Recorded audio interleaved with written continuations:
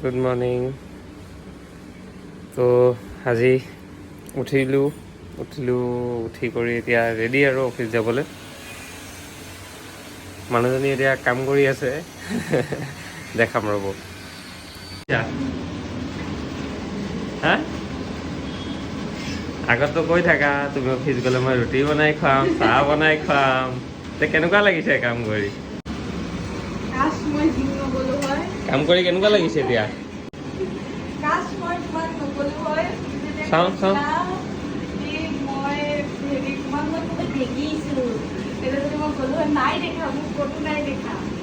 চাওঁ কি ৰুটি বনাইছে চাওঁ। আৰে বাহ, ভালেই বনাইছে দেই। এই কাম কৰি ভাল লাগিছে নাই?